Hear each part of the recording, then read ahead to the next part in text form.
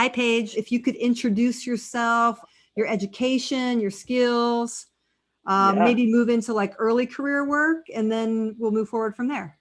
I kind of was, when I was in film school, I was kind of like narrative guy. I obviously grew up watching movies, and that's kind of like where I was like, I'm going to be a filmmaker. And I started working with this gentleman who was a Patagonia photographer, and I didn't know what Patagonia was. I like didn't even I went on a hike once in my life. So like to get kind of thrusted into this ecosystem and this adventure sort of scene was pretty jarring. I mean, I definitely like it was cool to be tested. Like one of the first Patagonia jobs we ever did was like climbing in the Canadian Rockies. And I actually was shaking the whole time. And like I was with like Conrad Anker and who's like this insane celebrity climber. And I was like actually physically shaking and I was like trying to like not let people know that I was like scared. And people were like, "Oh, you've been climbing before, right?" And I'm like, yeah.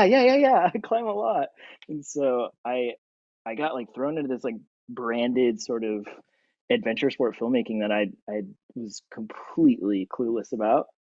Other than like snowboarding, like I grew up snowboarding, but so yeah, that flipped my brain a lot. Like it was definitely I mean, there's so many different production styles, but a lot of these adventure sport guys like Jimmy and Chin and stuff, they just full send. They see a mountain and they're like, let's film on top of that. That's a good idea. And like the only way to get that kind of footage and that content is to be on top of the mountain. And so yeah, it really opened my eyes to, I mean, like location scouting and like kind of just the capacity that you could shoot things. I think sometimes and often we're like limited to like the physicality of a location. And now like doing these projects, like I'm like, yeah, we could do that. We'd love to hear about your connection to the Denali viral video. Yeah, totally. So, so Ben and he's a great mentor of mine and he has had this story and I'm not sure if any of you guys have read his book, but he's got an incredible book that just came out that definitely charts his life. But, he's a cancer survivor and he had this incredible dog and I kind of met him more towards the tail end of this dog's life, but he'd always talked about wanting to tell his story visually and through kind of the moving picture. He was a photographer, and so me coming out of film school, he was like, "Oh, like I want to do more video stuff," and so we kind of had this like kind of relationship where I was kind of helping him learn video, and we just it just kind of like happened overnight. We were like, let's just do this, and I kind of more or less, he's in it, so I kind of was like, I'll direct, like I'll help you walk through this, and we shot for probably like 2 or 3 weeks, and just the every location was like perfect, and we kind of just knew like it was going to be epic like the whole time. There was only what's really interesting about that film is there was like no money for it. It to this day it is the most successful and least financed project I've ever worked on, which I find really interesting because everybody's like, "Oh, how did you do that? How did you do it?" And I was like, "Well, we did it because we didn't have any money." Like that was, I mean, Patagonia kicked in like enough. They give us gear and stuff, but like it was like sandwiches, PB&Js, and like cruising around in a Honda Element for 2 weeks. From the standpoint of Patagonia, what sort of benefit did they get from this project? And I mean, they got how did that work? it, yeah. I mean, they certainly got a lot of exposure. And what's cool about Patagonia is that they do tours in their stores and they bring people out. And Ben had a long standing relationship with that brand already, so he'd really gotten to the point with them that he could say like, "Hey, I want to do this," and they'll be like, "Yeah, put our logo on it. Like, let's like."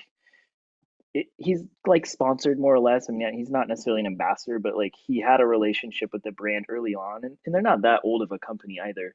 So he knew that they would support that, whether it was putting it on their platform or running it through the stores, or like they definitely promote him quite a bit. So, and it's such a great brand because everybody loves it. And I mean, they do a lot for the world as well, but like you could put Patagonia at the end of that film, and it just kind of like is like the icing on the cake, where you're like, oh, like it really speaks to their core values, and so yeah, they're a cool brand like that, but they don't. I mean, they're not like Nike. They're not like, well, $50 million.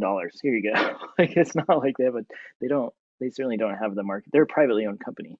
How are you contacted by brands for work? One thing I've now learned, and especially with the outdoor brands, mainly because it is like a niche brand, but everybody knows everybody. Like the person that's directing this, I've worked with her partner, in this like extra tough campaign, and then so and so knew somebody, and certainly like, and I mean it's like that for the film industry in general, but it's very small once you like start to get towards like upper echelon kind of stuff.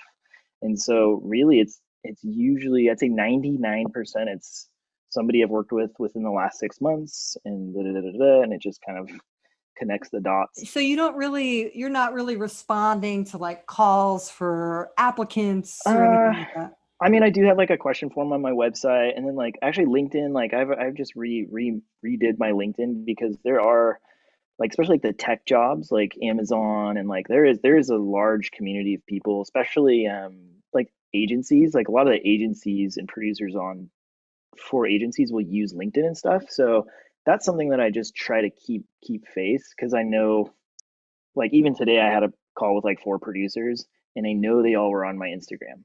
Like I know that they're like, oh, I noticed you did this, and I'm like, how like there's only one place you could notice that about my life. So I think it's good to maintain image. So can you, Paige, do you have the capacity to show us some work samples to share your screen? Yeah, let's try it, see what happens. If you've worked a 20-hour shift pulling 175 empty pots, but are ready to drop the line again, you understand. If you've been beaten by waves, casting for kings, to have every leader torn through, but you keep going, you understand. If you've paddled silently from ship to shore to explore land no person has ever seen, you understand. You understand that Alaska is about living in the water, the quiet of it, the roar of it, the smell of it, the community of it, the pure feeling alive of it. Living and working in water humbles you.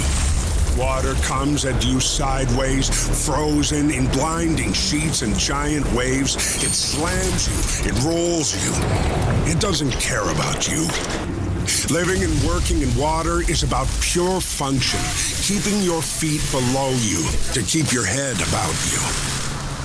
Extra Tough connects us to the water, through a deck, in a boot that never lets you down.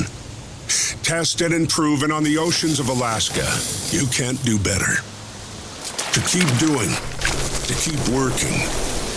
Whatever's below you, above you, or rolling at you. So that was like I use that as an example of like they're a massive brand. They're actually owned by Honeywell, so like they have these like certainly like commercial budgets, but like getting a crew to those places costs so much money that it like elevates, and they're like, well, why don't you just go do it? And so the photographer that I was working with, who is also directing all these like Danner projects, his name's Corey Arnold. It's very similar to Ben Moon. Like they both have a very like good relationship with Patagonia, like pretty epic photographer. I'm sure you guys have seen a lot of their work. But he's like he looks like the brawny towel guy. like he's like about is like tough, and then like I'm always like the video like guy that's like trying to survive with these photographers, because the photographers gonna carry like the new mirrorless cameras are like this big. They just use their phones now, and I'm like I've got this like massive cine kit, and it's like so it's that was one that I definitely like was proud that I survived. But through that job, I met a lot of people because that brand is so popular right now. And they're not made in Alaska either, which is. So is it typical then that you have to fulfill the duties of both like a producer, Kind of, yeah, it's kind of, and a yeah. camera op? Sometimes like that one, like especially because it was on the elements, it's like I'm kind of like a shooter producer, which like unscripted reality is kind of a lot like that. So like a lot of reality TV requires like camera operators to do a lot of jobs. In kind of the adventure sport industry is kind of just sexy looking documentary filmmaking. That is really where it's like kind of born from. So kind of the way you create it authentically is the same process. Like you got to shoot, like we shot for 10, I think we shot 10 and a half, 11 days on that. And they did a 2 minute, like that anthem, they did a 2 minute, like big kind of I think like kind of store video and then like bumpers and stuff. But like 10 days is a lot. I mean, you can make a feature film in like 20 days. Like, so you end up shooting a lot, which I think is like kind of like docu style kind of stuff. Just really hard.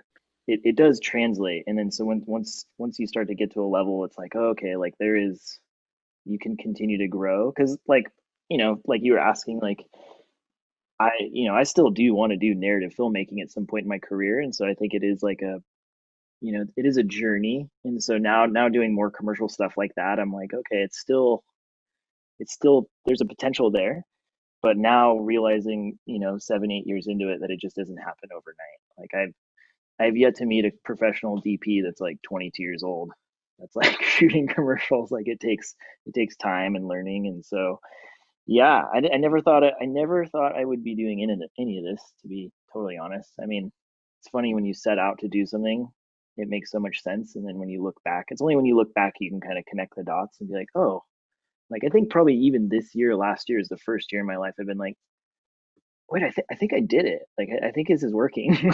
Like, and I'm still very like insecure about that as an artist. And like, I mean, we all go with ebbs and flows, I think, and you have to kind of get used to that, especially as a freelancer, like especially this year specifically, where you're like, is this real? Like, is this real life? Like, but I think you just kind of have to like you can't give up. You just have to like keep doing it. So I'm hearing a couple different like things, which is like on one hand, you're saying you kind of have to be a generalist, because it might be like, okay, you and then you go make this. But then it also sounds like being a specialist is something that you're called to be as well. So I like, think which is it? yeah, I think as a specialist you get injured less. That's what's really appealing to me right now. Well, I think it's kind of fascinating. Like, there's so many different ways to do it. I've got friends who, they worked the production line. They went PA, second AC, first AC, DP. It's like you can really grind and on a TV show, or Portlandia, for example. When Portlandia was in town, a lot of people kind of got made because there was this like really popular production in town. Um, I think I'm really thankful that I kind of had this like jack of all trades approach. I kind of always had that approach to everything. Like, I'll do this. Like, for example, tonight I'm taking the B camera, I'm putting a new mount on it because like the AC was like, oh, I don't know. And I was like, I'll do it because I know how to do it. And I kind of like it. Like, I think that's also the challenge of being kind of an overachiever is like, I like it. Like I like the punishment of not going to bed tonight. Like I think it'll be like cool. And I get to learn. So I think being a generalist is like so important, and especially like I've yet to meet anybody who's a true master of their craft and been like, I only did one thing. So let's go back to branded video content. Yeah. Can you describe kind of like what what you enjoy most about work in branded film and video production?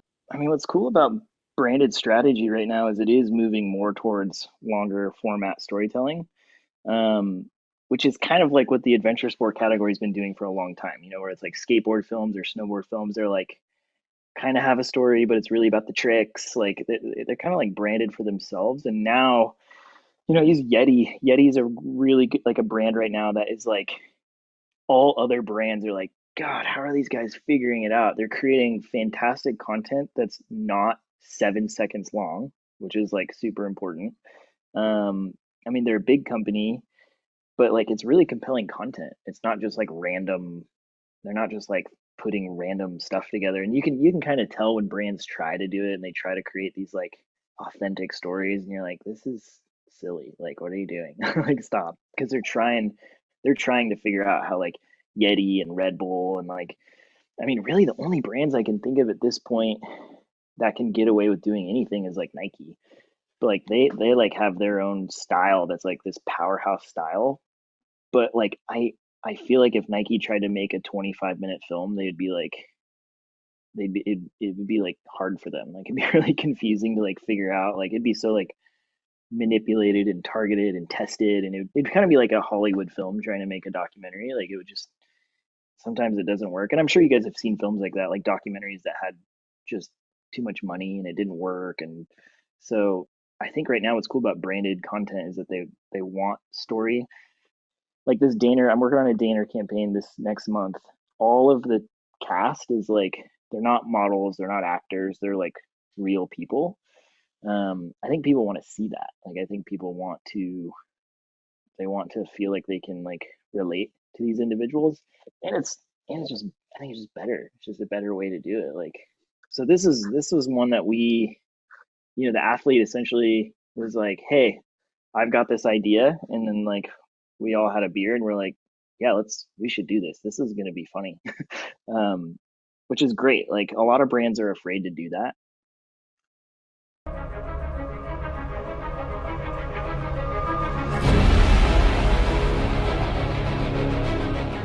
I've run a lot of big waterfalls in my kayak, and what I really want to accomplish in life now is dropping massive waterfalls and inflatable pool toys. As human beings, we don't often have big chances like this. I'm really pursuing a world record of some sort, and this is really spoken to me. Outlet Falls is a 70-foot waterfall that has never been done before in a pool toy, and for me, it's like, it's a natural progression of the sport, you know? I think that's the way that I think the sport needs to be going. It's, I don't know, it's just human nature, and I want to be part of this evolution.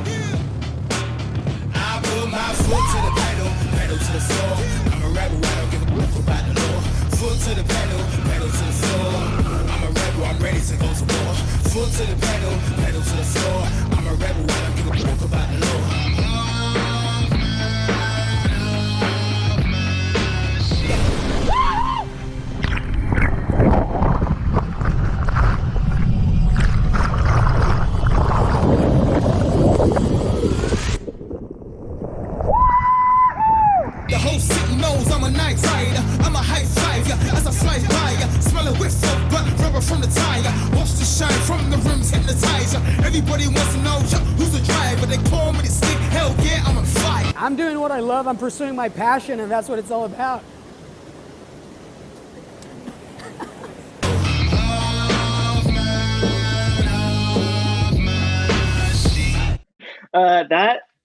That's the interesting thing about Red Bull, is like, that was really dangerous. Like, he's a professional, he's one of my best friends, but like, to be able to go to a brand that has money, that's like, yeah, do it, like, go for it. And the byproduct of that, so he's a GoPro athlete too, so GoPro gets content from that. They do their own edits, they create bumpers, they had a new camera coming out at the time, so it's like GoPro and Red Bull and like those brands, they've really made it really easy to like create content, which as a content creator, you're like, yes, this is great, you know. And they didn't give us $1 million to do that, obviously, but at the same time, like, you know, 2 days and a good time, and Rafa managed to not die on the waterfall, which is always nice. I mean, he felt pretty good about it. He claimed it. He put his hand off. That's scary. Like, so those are the jobs that I never thought I would do, but now that I know they exist, I'm like, this is cool. Like, there's another avenue other than like Nike commercials in the Pacific Northwest to make money, which is cool. This is another edit to redeem myself from the lobster thing, just in case.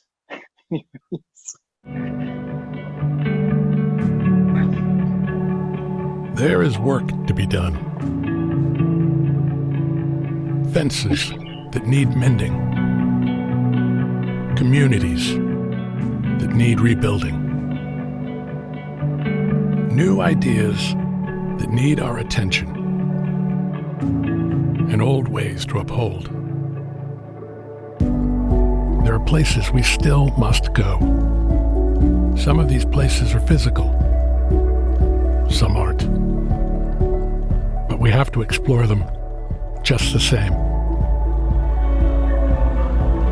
Wherever your journey takes you, whatever work you need to get done, know this: we make our boots for you.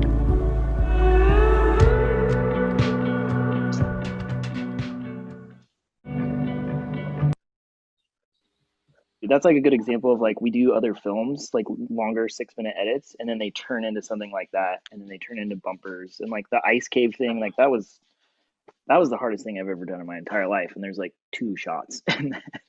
Paige, you have a question from Rico. Yes. Hi, thank you for being here. We're really enjoying your present.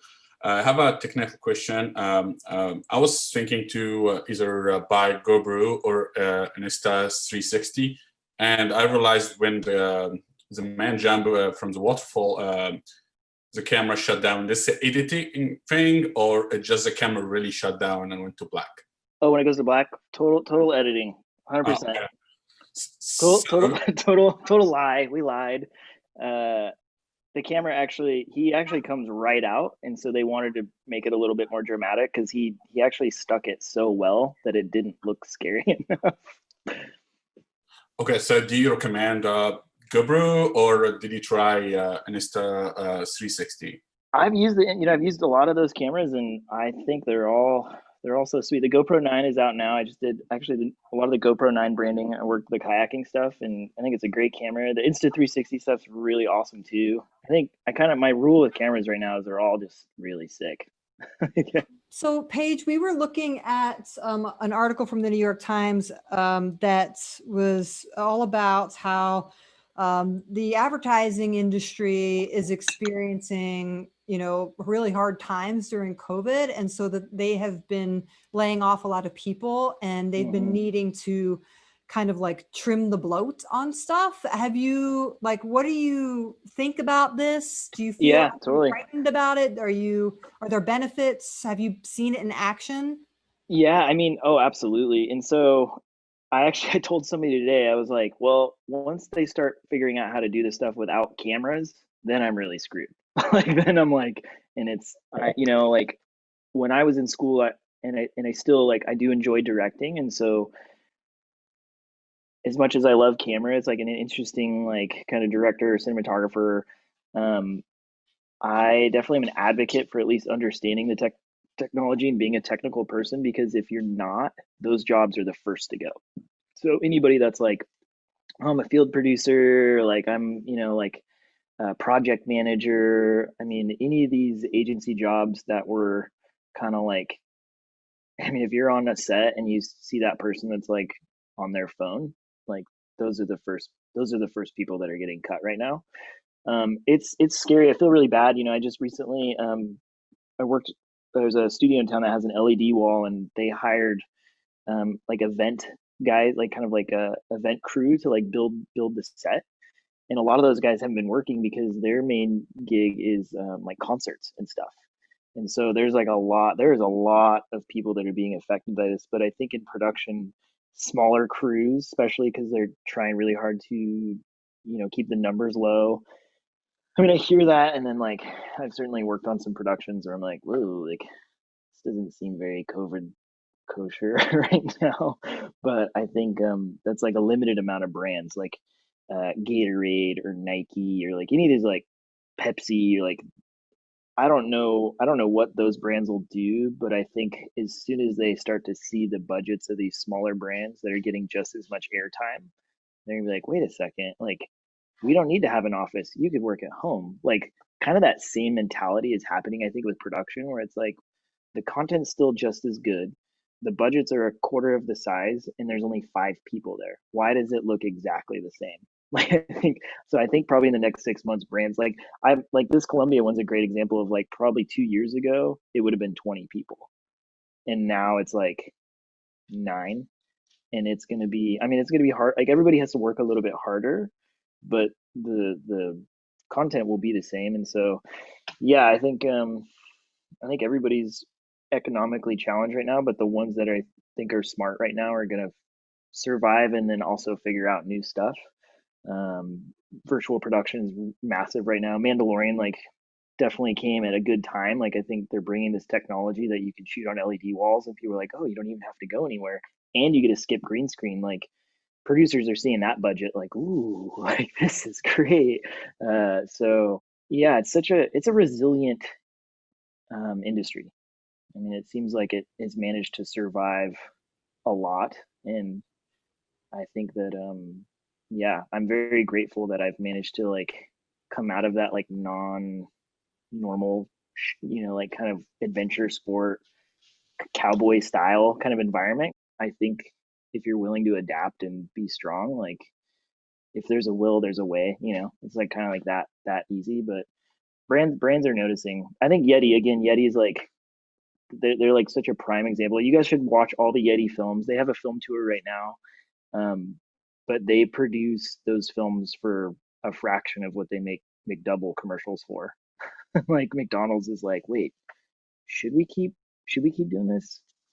You maybe have touched on this a little bit today, but what do you think is the magical formula for successful branded video content? That, I mean, maybe from your own experience or from your, what you've just run into as a consumer. The sauce. Okay, what's the sauce? From my experience, it seems like the projects that do the best are the ones where the team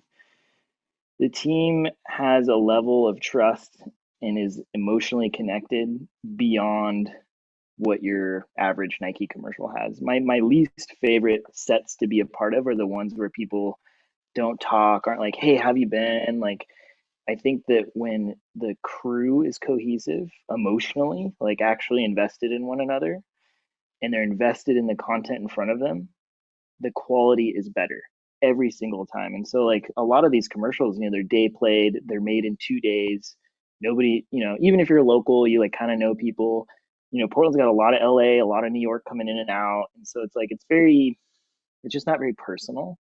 And I've been very blessed to be a part of very, very personal projects, especially in the action sports industry. I mean, these people are putting their lives at stake. Sometimes there's accidents, and like when you're that close to somebody, you create content in a different way. You shoot in a different way. You're just involved a lot. You're like involved spiritually, if that makes any sense. That might be a stretch, but I think that's like a hard one for brands. You can't like product test that. You can't like hey, everybody love each other more.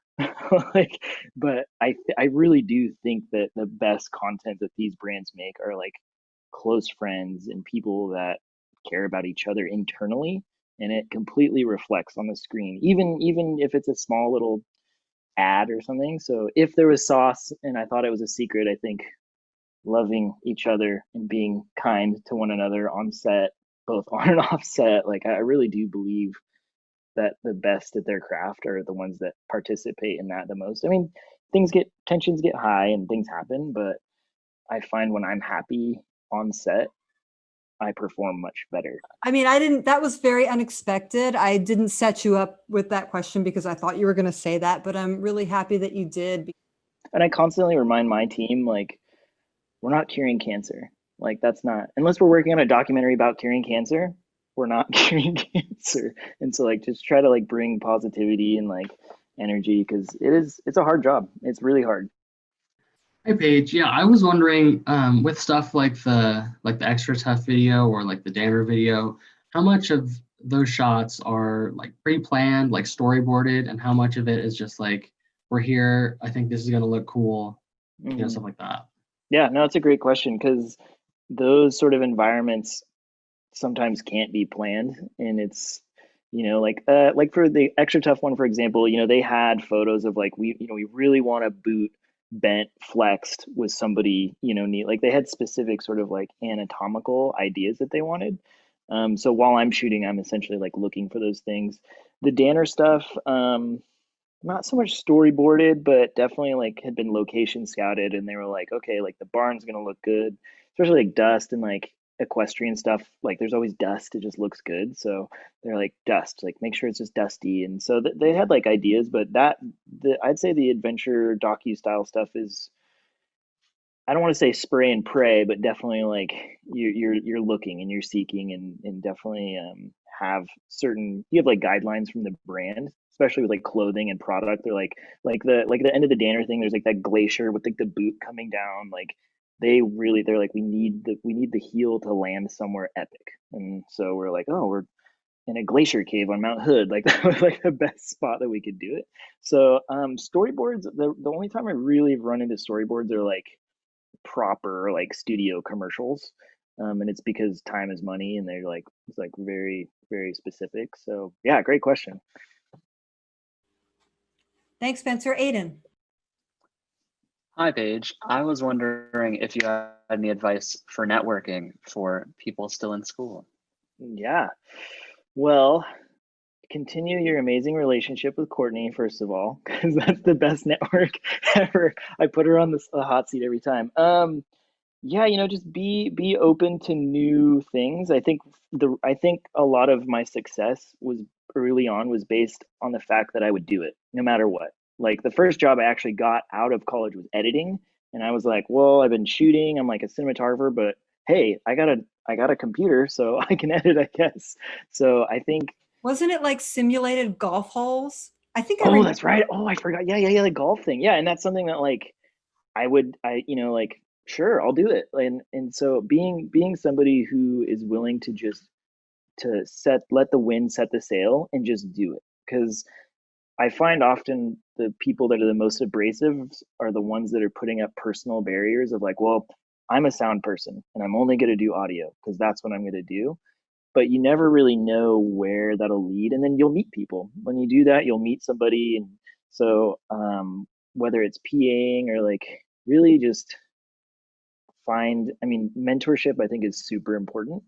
But the challenge with mentorship is that you can feel like a glorified assistant potentially, which is totally fine. And I think that's where it's like, if you're willing to do it, and if somebody's like, hey, like, do you know how to drive a tractor? And you're like, sure, like I'll drive a tractor. Like it doesn't matter. So yeah, I recommend just taking anything the universe throws at you and just see what happens. Don't say no unless it's very dangerous or unhealthy. What is the necessity? Is there like a necessity to owning like your own camera equipment, or like how often are you like renting out? Yeah, that's a great question, because kind of what Courtney was saying is that, there is this kind of like evolution happening right now, and it seems to me that the people who are working a lot right now are kind of like owner operators. It's a very big conversation actually once you kind of work your way up a little bit further. And the reason that I got into like a camera ecosystem is a mentor of mine kind of sold me a B camera that he had at kind of a good deal, and it's a lot of money. There's a lot of money that gets thrown around in the gear, but I think for me, I like to shoot. Like I like to have, it's the same reason we have phones. Like I like to use it. And so if you want to make stuff, like if you wanted to make a painting, you'd have to go buy paint and a canvas. Like you have to do it. And so depending on what you want to do, you don't always have to do that. I mean, obviously there are a lot of departments that don't have their own gear, but for me as a cinematographer, I like shooting. I like the gear, and it can be a vicious cycle actually. My lady her dad is a photographer, and his best friend's like a video guy from like the 50s, and he has all this gear, and he's like, yeah, I paid $125,000 for that, and it's worth $300 now. Like, it's kind of just like, it just is what it is. But I don't think you have to. I think if you like to use it, like, I mean, think about all your friends and family members that have like hobbies. Like, that's my hobby. Like my hobby, like I have friends who have sweet trucks that are lifted, or like go fishing every weekend. Like my hobby is being a filmmaker. Like it's my life. So like it doesn't feel like I'm spending money inappropriately, because it's like the one hobby I have is like my life. So I don't think it's necessary. And I think now more than ever, it's like, I mean, the new iPhone shoots 10-bit 4K. It's crazy. Like, so it's like the buy-in is pretty low considering we have these things like readily available. So yeah, the gear thing is like this. It's like, did you go to film school? Did you not go to film school? Like the gear thing is kind of the same. Like it has this like chicken egg sort of factor, but I don't think it's necessary. But I'm definitely the guy on the beach with my camera filming my dog on the weekends. People are like, oh, look at this guy. So yeah. I have a follow-up question to that actually, Paige. Yeah. Because I'm wanting to be a DP after graduation, and I think the thing that I struggle with is that I want to own the equipment, because I want to kind of have that freedom and mobility to film whenever I want. But I guess a concern for me is having the equipment get out of date so quickly that Totally. it no longer is enticing as far as what's being presented on a reel and whatnot. Right.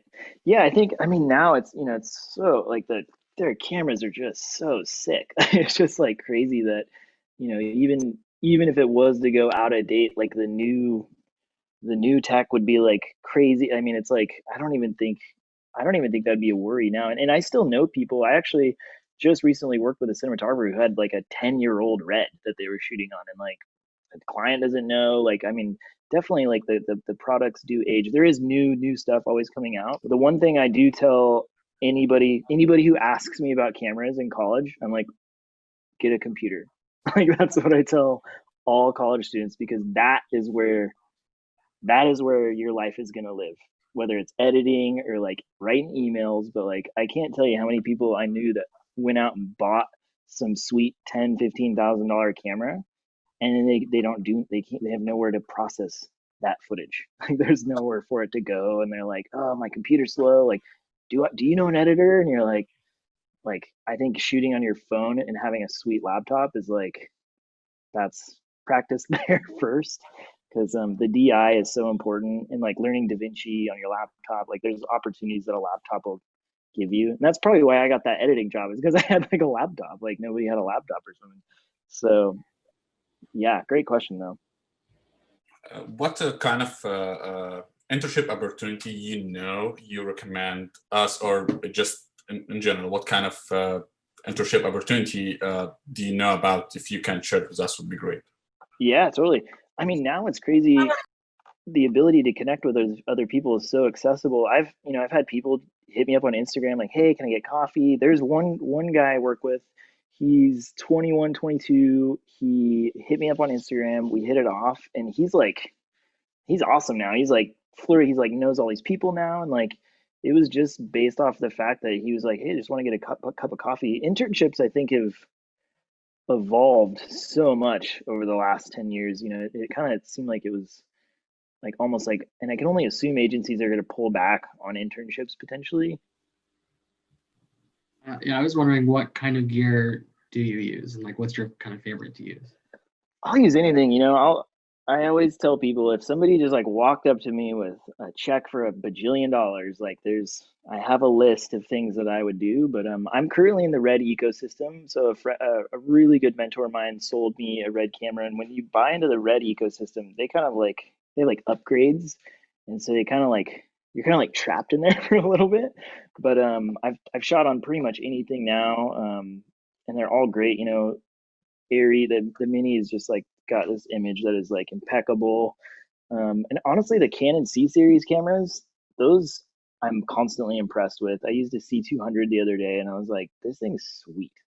Like, it's got everything you need. It's like the documentary machine, I think, like the C100, C200. Like, those cameras are awesome, and their color science is really cool. I've always been a Blackmagic fan because I like the underdog of any story, and I like that. I just like that. I like that they're like 12K camera, and it's like cheaper than all other cameras on the market. But yeah, I've acquired a lot of toys in the last few years for sure. I have like a rig that I can put on my truck, and we like do like car commercials, and certainly like techie and geary. But yeah, I think it's all sick now. Anytime anybody asks me about cameras right now, I'm like, it's all sick. Drones, the cameras fly now. What more could you want? Right, because you operate drone too. What do you have as what's your drone? I forget.